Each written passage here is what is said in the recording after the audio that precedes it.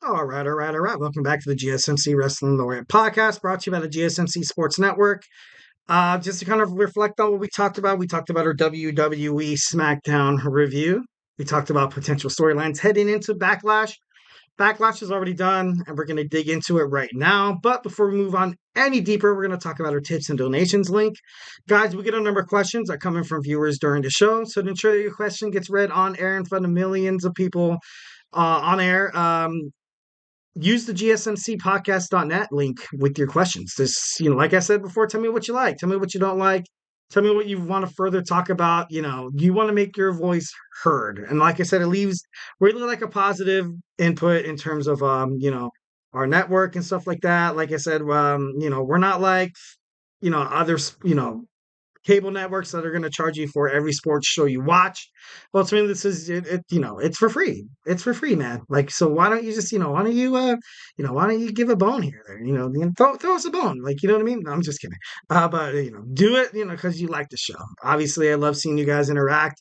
I get a couple of chats and stuff like that, and the moment I see the chat, brought up on the screen, it just excites me. It just gets me going. Love the fans, love interaction. This is not my show. This is our show. 1010%. Absolutely. So once again, this really helps the show, and the link is at gsmcpodcast.net. So definitely don't be afraid to tell me how you feel. Absolutely. Love criticism, love positive feedback, a little more. I'm just kidding. Anyways, okay, so let's move on. We have our WWE Backlash review. WWE Backlash was in France, absolutely crazy. Oh my god! Like, talk about the fans. The fans in France are nuts. It's crazy. Throughout the whole show, I don't think there was a dull moment at all. They were into it. They were completely into it. So will WWE have more shows in France, in Europe? I feel like it'd be smart for them to do so, to be honest. But we don't know what Paul Levesque wants to do. So, and TKO Promotions. But I feel like having WWE across seas, like, I know it recently has been stated that there will never ever be a WWE WrestleMania in Europe or across seas or something like that. But honestly, just to kind of have that there, I want to be against it. I want to be against it. Like, you know what I mean? I don't know how much you want to pander to America, to the United States, in terms of like, okay, WWE is going to stay here and stuff like that. But the fans were nuts. The fans were nuts. I know, like, you have shows in the United States in terms of professional wrestling and WWE all the time, every week, sometimes 2 or 3 times a week. So of course, there's always that exclusiveness to it. But I don't know. I really honestly like the way the fans were. I was watching that, and the fans kind of brought me into it just as much as the superstars did.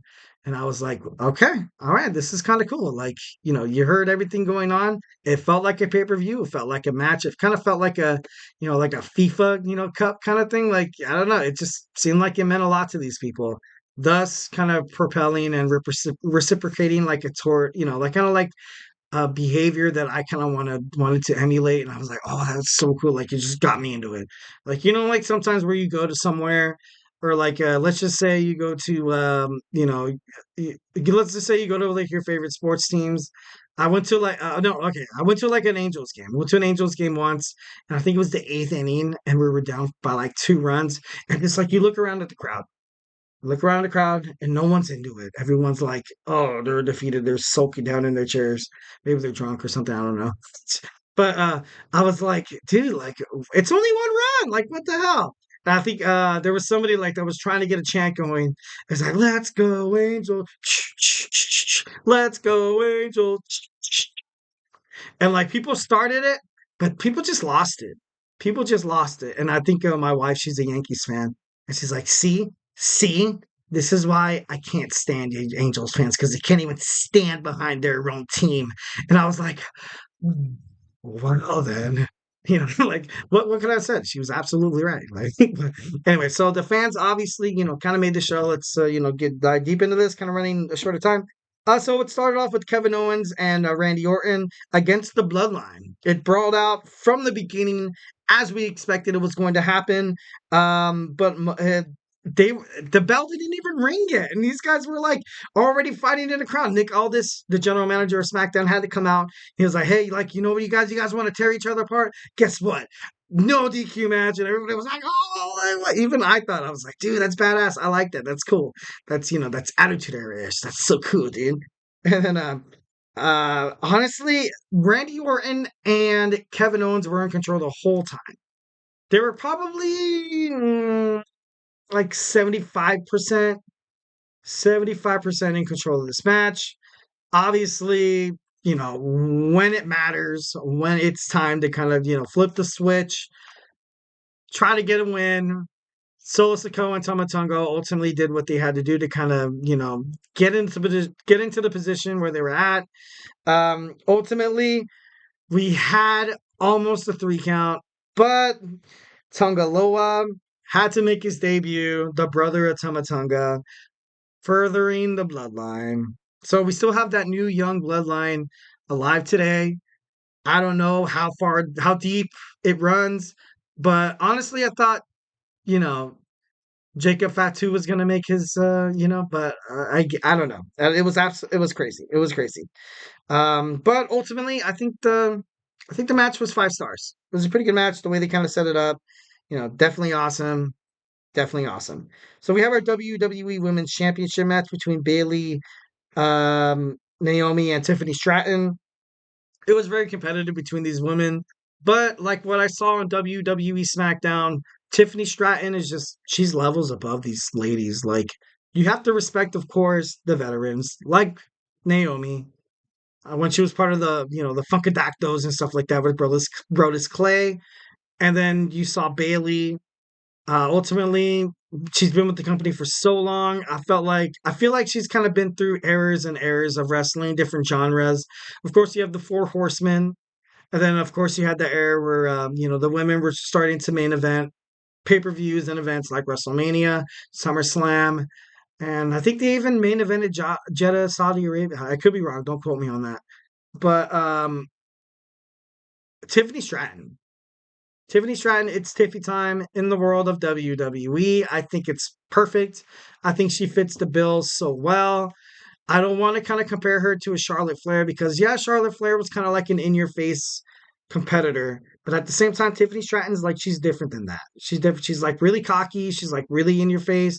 She knows she's good. She's willing to back up her words with, fighting. She's a high flyer with power. She's kind of like I think she's the perfect package. I think she's definitely going to be the champion, heading toward the queen of the ring, heading towards SummerSlam, because I ultimately think whoever's going to win King of the Ring is going to be the next number one contenders for the championship matches at SummerSlam. But ultimately, like I said, I just saw Tiffany Stratton in control of this match all the way, all the way. And to be honest, I was kind of surprised by Bayley's reactions. The fans, the way they got excited to see Bayley. Like, yeah, dude, like I thought, like, of course I know Bayley's like a household name in terms of the WWE. She's been around in the WWE for decades. But I was kind of surprised how popular she was in France. I thought that was pretty cool. Like I said, Tiffany Stratton was definitely, if there was an MVP of this match, although she didn't win, I feel like Tiffany Stratton was the shining star in this wrestling match.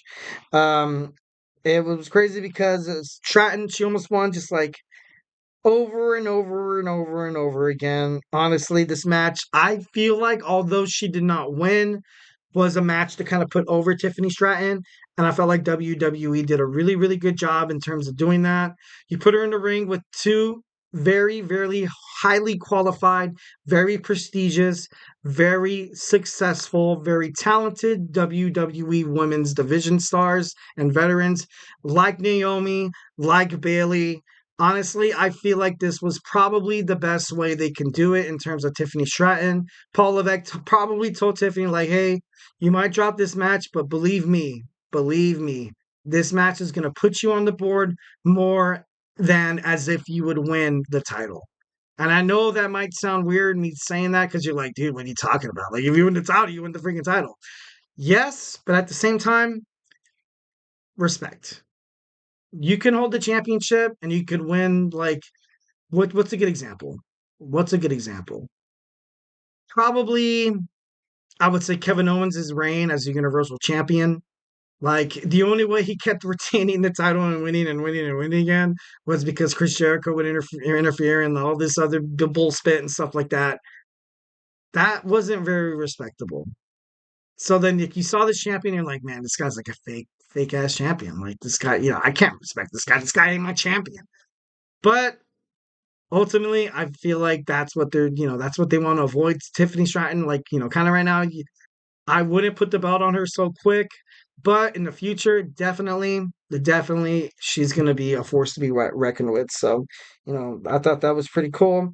So next we saw Jey Uso fighting the WWE World Heavyweight Champion Damian Priest. But before that, something like really important happened, and a lot of people like kind of, I don't, I don't feel like Jey Uso will ever feud with the Bloodline again. But just this is a big maybe. This is a big maybe. I've had speculation that there would be a Bloodline Civil War, and I know a lot of you guys out there probably think the same thing as me. Obviously, my tribal chief in sports podcasting, the guy, huge wrestling fan. I feel like we've had this belief that there will be a civil war. Ultimately, you will see Jimmy and Jay kind of get back together, and Roman Reigns, or I doubt The Rock would join forces with Jimmy and Jay, but I can see Roman Reigns kind of coming back and then trying to assume his role as the bloodline leader. Ultimately can't do it. Solo Sikoa's not going to let that happen. And I can see Roman Reigns constantly probably getting his ass kicked by the new young bloodline, forcing him to kind of have to rekindle relationships with his former brothers, Jamie and Jey Uso. The people they started it with and stuff like that.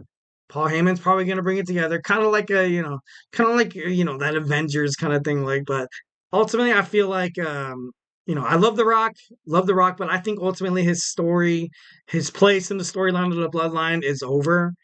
I feel like now he's going to kind of move toward like a Cody Rhodes match, kind of like one of those matches where, he comes back, he was, he acknowledges the bloodline, but he's like, you know what, I'm done with all that. I said when I come back to WWE, I'm going to challenge you, Cody Rhodes. This is the beginning of our story. No bloodline. Bloodline's gone. No more Cody Rhodes being the underdog. That's gone too. You're going to have Mano, Imano, respect. Two big just behemoths of wrestling. Just go at it, and I think it's going to be awesome. Can't wait to see it. But ultimately, this match was pretty awesome to see. Basically, I'm kind of running out of time, so I'm kind of wrap this up. But this match was basically just another way for Damian Priest to kind of be more frustrated with what the Judgment Day is doing. I feel like they don't listen to Damian Priest, and I feel like Damian Priest, like you even saw after the match, Jay could have won time and time again. JD McDonough, of course, helped the Judgment Day, and he helped Damian Priest by putting his foot on the bottom rope. And that also makes me think too. I'm like, dude, like Damian, why are you getting mad at these guys? Because I thought to myself, I'm like, Damian Priest is a badass. Yes. Has he ever won a match without the assistance of the Bloodline? Yeah. But ultimately, like, he would have never retained his championship tonight if it wasn't for JD McDonough and the Judgment Day. So ultimately, I feel like I'm kind of like, like on a balance beam. It's kind of going one way, kind of, like, oh yeah, I want to acknowledge Damian Priest as a single star, but I really honestly can't. But I don't know.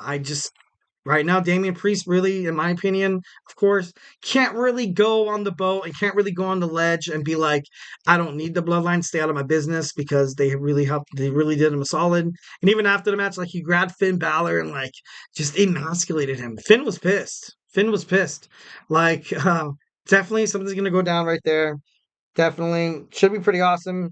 Um, Absolutely, I thought the match was overall, a pretty good success. Jey Uso showed why he is the main event, Jey Uso, and he wouldn't stay down. He wouldn't, give a Damian Priest the satisfaction of beating him with the South of Heavens choke slam, or even the Razor's Edge for that moment. So, pretty crazy, pretty crazy. Next, the WWE World's Women's Championship match between the Kabuki Warriors and Jade Cargill and Bianca Belair. I thought this match was really, really cool, but ultimately, I don't, like I said, I don't know what they're doing in terms of the storyline between Bianca and Jade. I would love to see these girls kind of go at it as a pair to, as compared to, being on the same side tag team wise. But ultimately, I don't know. But then again, like the Kabuki Warriors, like on Monday Night Raw, you're gonna see Asuka, fighting for the Queen of the Ring. So I think they're gonna try to push her singles career a little more, and like I said, maybe put Io Sky and Kairi Sane together more as like a tag team.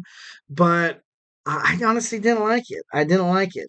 I do love Jade's entrance though. Jade Cargill's entrance is like pretty dope. Gives me like an X-Men, theme, X-Men reference. Obviously, Storm is from the X-Men. A storm is coming. She wants to kind of emulate herself as like a superhero, stuff like that. And I thought that was pretty cool. Obviously, you look at like her physique and how she dominates in the ring. Like yeah, honestly, if I was like in a dark alley getting my ass kicked and like I see Jade Cargill, I'd be like, my hero, like what I mean? But like and like even her music too, you kind of have that old like 90s X-Men like cartoon. And then like I don't know, I just kind of definitely part of where she got it from. I'm not trying to pick daisies or trying to like shoot it down or trying to be a jerk off about it, but ultimately I think that's where she kind of got it from. So you know all right, moving on to the main event, we had AJ Styles first, Cody Rhodes, and this match was definitely one of the best matches that WWE has had to offer ever since, I don't even want to say since Paul Levesque took over. I would say probably in the Vince McMahon era, from like now to like I want to say like maybe years. Like it's crazy even to say that. And I'm not trying to like of course the Roman Reigns and the Cody Rhodes at WrestleMania, they were good. But besides that, do you honestly have like any big memorable matches after that? Like of course you maybe have some, stints at like Monday Night Raw and like SmackDown and stuff like that. But ultimately I feel like this match was big. It was big. They got two hardened veterans in WWE in the whole wrestling industry. Put them against each other.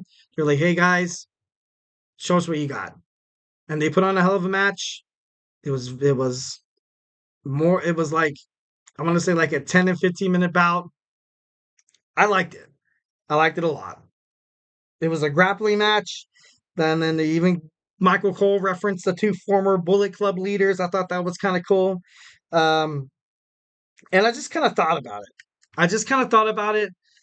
Recently, Will Ospreay has been kind of feuding with Triple H and stuff like that. And recently on AEW Dynasty, you had the match between Ospreay and Daniel Bryan, which was amazing. Not trying to discredit that or take anything away from it, but like I said before, Ospreay had beef with Triple H, saying the only reason why he got in the position he was right now is because he is grinding on the boss's daughter, Stephanie McMahon. But this was kind of like a flex. I could be thinking too much into it. Like I said, I am a wrestling dork. I think this was kind of like a flex by Paul Levesque. He was like, hey, all right, you guys want to be known as because I saw it on social media. I saw it on Twitter, TikTok, Instagram. Like, oh, this might be the best wrestling match you've ever seen in your life between Will Ospreay and the Dragon Daniel Bryan at Dynasty. And I think Triple H kind of saw it. He was like, you know what? Screw that. I'm going to get the two best guys on our roster right now, AJ Styles and Cody Rhodes, and it's going to top that match. And I feel like after this match ended, I think I sided with AJ Styles and Cody Rhodes. It was a great match. Great match. Definitely kept you on the edge of your seat. And of course, it was it was a title bout. Of course, Ospreay and Brian Danielson. What I'm never gonna get that name right. Damn it. So, well, it wasn't a title match. It was kind of like a respect of wrestling kind of match, which was cool. But ultimately, I feel like this was kind of a flex by Triple H. And he's like, you know what? You guys are getting credit over at AEW for this. I'm going to go ahead and do this match, and it's going to blow your guys' whole pay per view out of the water.